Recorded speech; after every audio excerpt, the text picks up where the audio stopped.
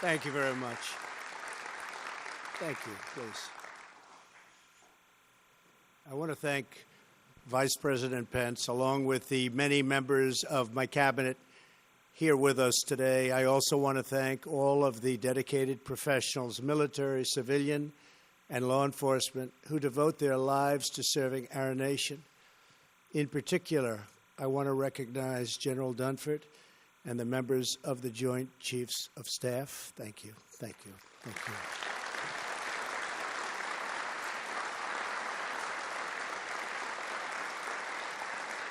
In addition, we are honored to be joined by House Majority Leader Kevin McCarthy, Homeland Security Chairman Mike McCall, and Senate Majority Whip John Cornyn. Thank you very much. Thank you for being here.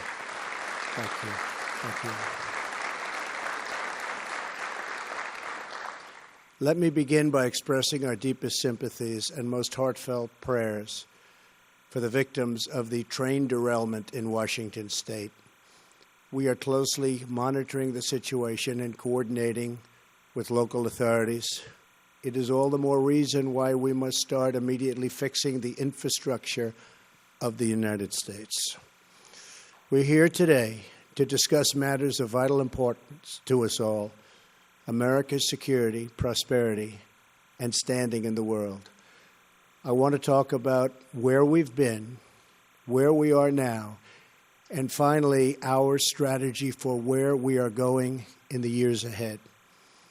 Over the past 11 months, I have traveled tens of thousands of miles to visit 13 countries. I have met with more than 100 world leaders.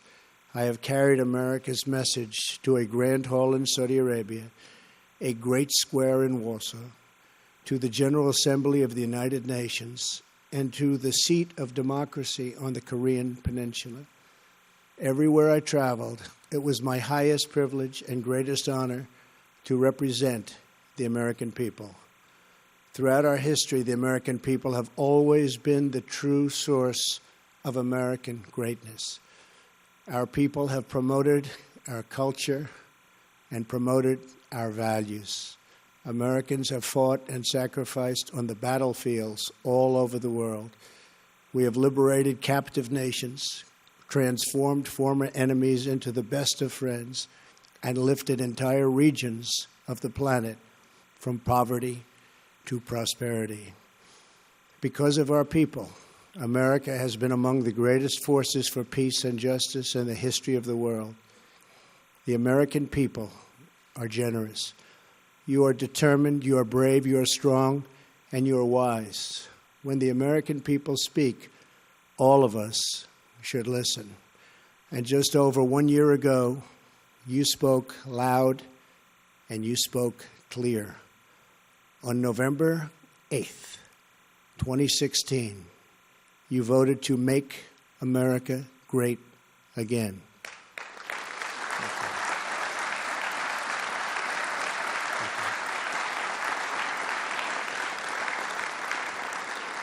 You embrace new leadership and very new strategies, and also a glorious new hope. That is why we are here today. But to seize the opportunities of the future, we must first understand the failures of the past. For many years, our citizens watched as Washington politicians presided over one disappointment after another. To many of our leaders, so many, who forgot whose voices they were to respect and whose interests they were supposed to defend. Our leaders in Washington negotiated disastrous trade deals that brought massive profits to many foreign nations, but sent thousands of American factories and millions of American jobs to those other countries. Our leaders engaged in nation building abroad while they failed to build up and replenish our nation at home. They undercut and shortchanged our men and women in uniform with inadequate resources, unstable funding, and unclear missions. They failed to insist that our often very wealthy allies pay their fair share for defense, putting a massive and unfair burden on the U.S. taxpayer and our great U.S. military. They neglected a nuclear menace in North Korea, made a disastrous, weak, and incomprehensibly bad deal with Iran, and allowed terrorists such as ISIS to gain control of vast parts of territory all across the Middle East. They put American energy under lock and key. They imposed punishing regulations and crippling taxes. They surrendered our sovereignty to foreign bureaucrats in faraway and distant capitals. And over the profound objections of the American people, our politicians left our borders wide open. Millions of immigrants entered illegally. Millions more were admitted into our country without the proper vetting needed to protect our security and our economy.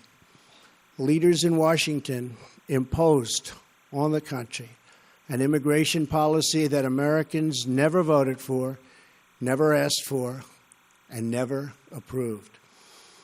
A policy where the wrong people are allowed into our country and the right people are rejected. American citizens, as usual, have been left to bear the cost and to pick up the tab. On top of everything else, our leaders drifted from American principles. They lost sight of America's destiny, and they lost their belief in American greatness. As a result, our citizens lost something as well. The people lost confidence in their government and eventually even lost confidence in their future. But last year, all of that began to change. The American people rejected the failures of the past. You rediscovered your voice and reclaimed ownership of this nation and its destiny. On January 20th, 2017, I stood on the steps of the Capitol to herald the day the people became the rulers of their nation again. Thank you. Thank you.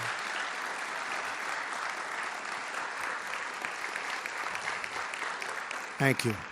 Now, less than 1 year later, I am proud to report that the entire world has heard the news and has already seen the signs. America is coming back, and America is coming back strong. Upon my inauguration, I announced that the United States would return to a simple principle. The first duty of our government is to serve its citizens, many of whom have been forgotten. But they are not forgotten anymore. With every decision and every action, we are now putting America first. We are rebuilding our nation, our confidence, and our standing in the world. We have moved swiftly to confront our challenges, and we have confronted them head on. We are once again investing in our defense, almost $700 billion, a record this coming year. We are demanding extraordinary strength, which will hopefully lead to long and extraordinary peace. We are giving our courageous military men and women the support they need and so dearly deserve. We have withdrawn the United States from job-killing deals such as the Trans-Pacific Partnership and the very expensive and unfair Paris Climate Accord. And on our trip to Asia last month, I announced that we will no longer tolerate trading abuse. We have established strict new vetting procedures to keep terrorists out of the United States, and our vetting is getting tougher each month. To counter Iran and block its path to a nuclear weapon, I sanctioned the Islamic Revolutionary Guard Corps for its support of terrorism, and I declined to certify the Iran deal to Congress. Following my trip to the Middle East, the Gulf states and other Muslim-majority nations joined together to fight radical Islamist ideology and terrorist financing. We have dealt ISIS one devastating defeat after another. The coalition to defeat ISIS has now recaptured almost 100% of the land once held by these terrorists in Iraq and in Syria. Great job. Great job. Really good. Really good. Thank you.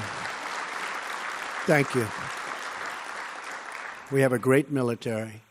We're now chasing them wherever they flee, and we will not let them into the United States. In Afghanistan, our troops are no longer undermined by artificial timelines, and we no longer tell our enemies of our plans. We are beginning to see results on the battlefield, and we have made clear to Pakistan that while we desire continued partnership, we must see decisive action against terrorist groups operating on their territory. And we make massive payments every year to Pakistan. They have to help. Our efforts to strengthen the NATO alliance set the stage for significant increases in member contributions, with tens of billions of dollars more pouring in, because I would not allow member states to be delinquent in the payment while we guarantee their safety and are willing to fight wars for them. We have made clear that countries that are immensely wealthy should reimburse the United States for the cost of defending them. This is a major departure from the past, but a fair and necessary one. Necessary for our country, necessary for our taxpayer, necessary for our own thought process. Our campaign of maximum pressure on the North Korean regime has resulted in the toughest ever sanctions. We have united our allies in an unprecedented effort to isolate North Korea. However, there is much more work to do.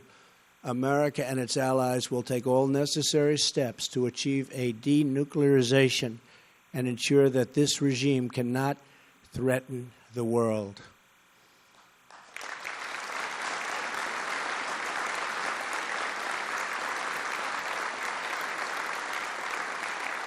Thank you. This situation should have been taken care of long before I got into office, when it was much easier to handle. But it will be taken care of. We have no choice. At home, we are keeping our promises and liberating the American economy. We have created more than 2 million jobs since the election. Unemployment is at a 17-year low. The stock market is at an all-time high, and just a little while ago hit yet another all-time high, the 85th time since my election.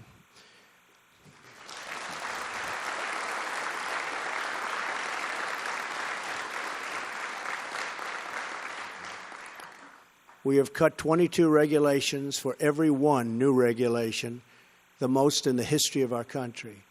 We have unlocked America's vast energy resources. As the world watches, and the world is indeed watching, we are days away from passing historic tax cuts for American families and businesses. It will be the biggest tax cut and tax reform in the history of our country. Thank you. Thank you. Thank you.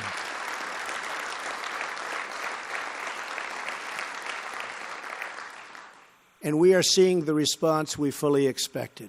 Economic growth has topped 3% for 2 quarters in a row.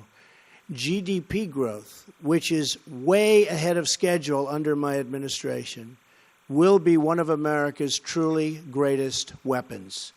Optimism has surged. Confidence has returned. With this new confidence, we are also bringing back clarity to our thinking. We are reasserting these fundamental truths. A nation without borders is not a nation.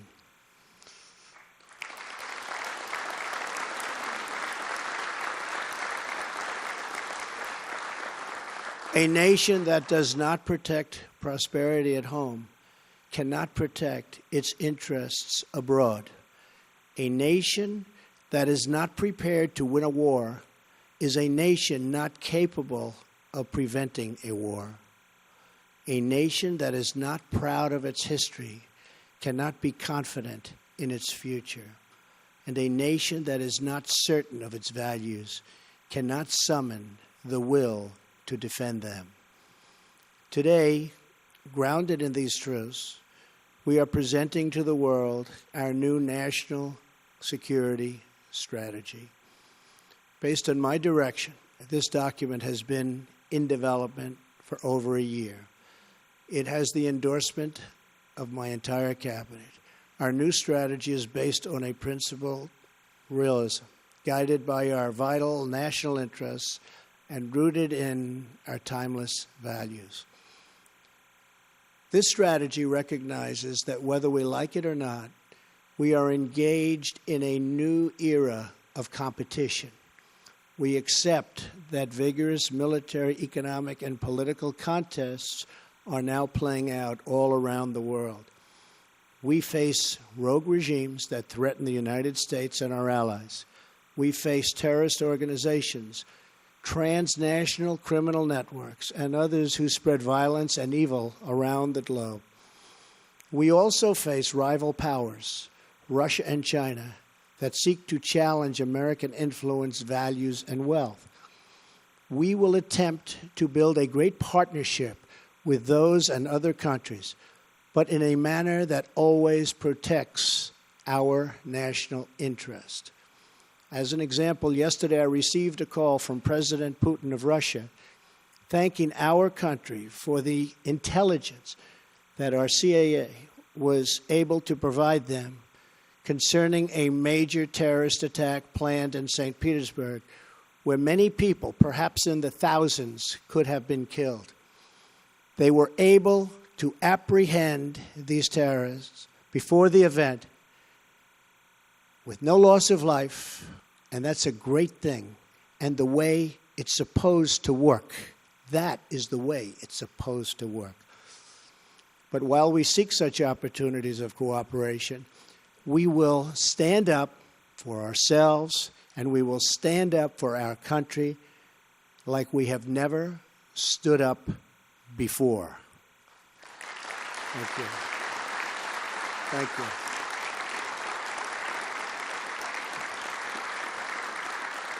Thank you. We know that American success is not a foregone conclusion. It must be earned, and it must be won. Our rivals are tough. They're tenacious and committed to the long term, but so are we. To succeed, we must integrate every dimension of our national strength, and we must compete with every instrument of our national power. Under the Trump administration, America is gaining wealth, leading to enhanced power faster than anyone thought, with $6 trillion more in the stock market alone since the election. $6 trillion. With the strategy I am announcing today, we are declaring that America is in the game and America is going to win. Our strategy, thank you.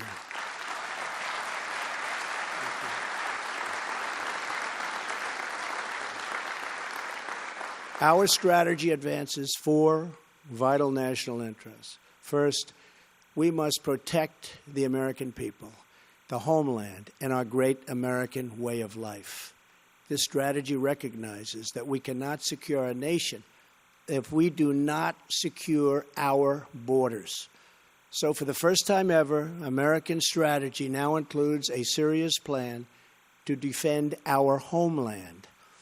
It calls for the construction of a wall on our southern border, ending chain migration and the horrible visa and lottery programs, closing loopholes that undermine enforcement, and strongly supporting our Border Patrol agents, ICE officers, and Homeland Security personnel.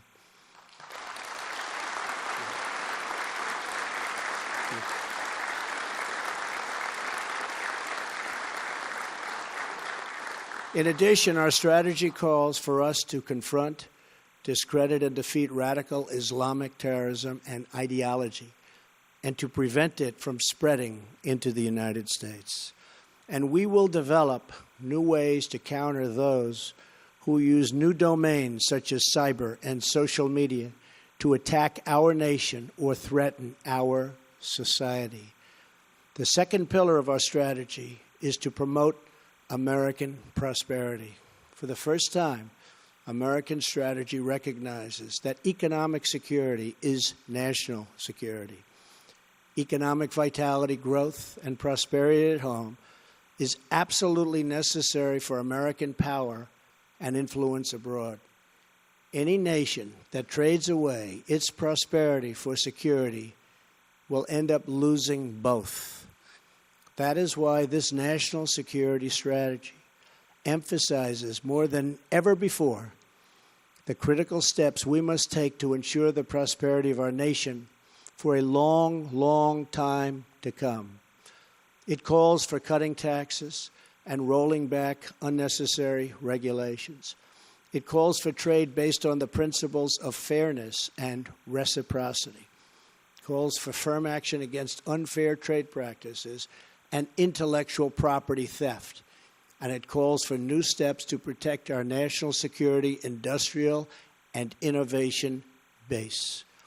The strategy proposes a complete rebuilding of American infrastructure, our roads, bridges, airports, waterways, and communications infrastructure. And it embraces a future of American energy dominance and self-sufficiency. The third pillar of our strategy is to preserve peace through strength.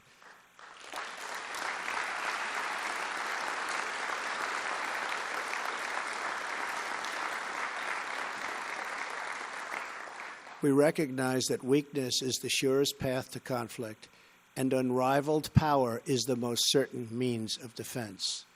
For this reason, our strategy breaks from the damaging defense sequester. We're going to get rid of that.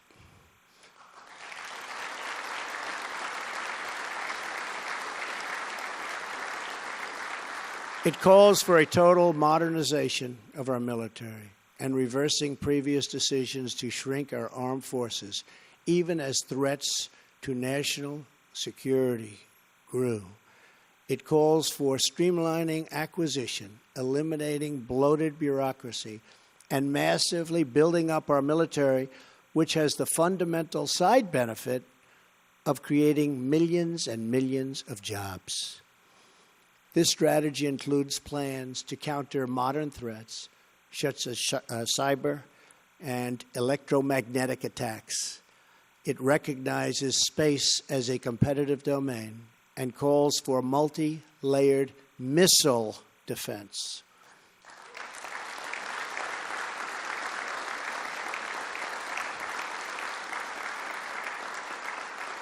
This strategy outlines important steps to address new forms of conflict, such as economic and political aggression. And our strategy emphasizes strengthening alliances to cope with these threats. It recognizes that our strength is magnified by allies who share principles and our principles and shoulder their fair share of responsibility for our common security. Fourth and finally, our strategy is to advance American influence in the world. But this begins with building up our wealth and power at home. America will lead again.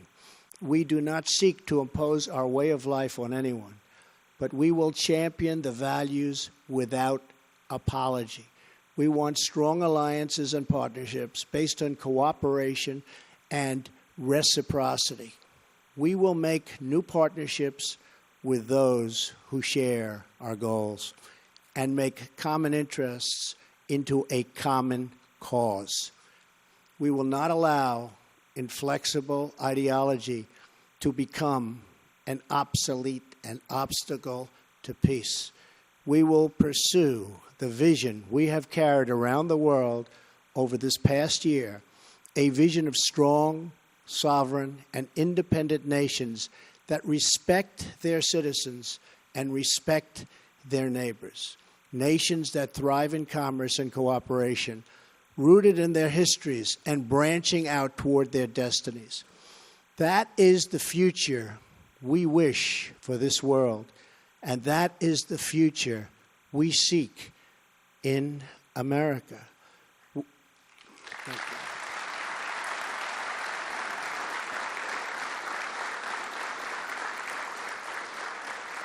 With this strategy, we are calling for a great reawakening of America, a resurgence of confidence, and a rebirth of patriotism, prosperity, and pride.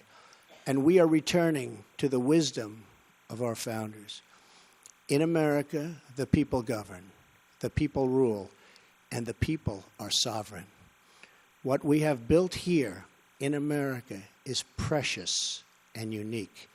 In all of history, never before has freedom reigned, the rule of law prevailed, and the people thrived as we have here for nearly 250 years.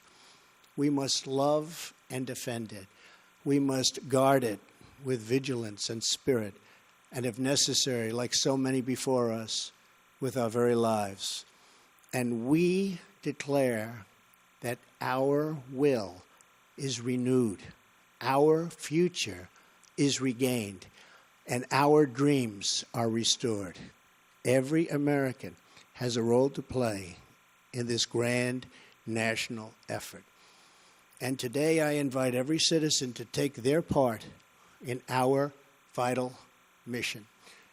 Together, our task is to strengthen our families, to build up our communities, to serve our citizens, and to celebrate American greatness as a shining example to the world.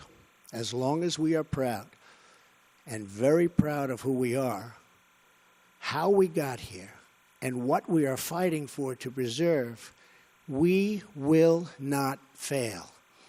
If we do all of this, if we rediscover our resolve and commit ourselves to compete and win again, then together we will leave our children and our grandchildren a nation that is stronger, better, freer, prouder, and yes, an America that is greater than ever before. God bless you. Thank you very much. Thank you.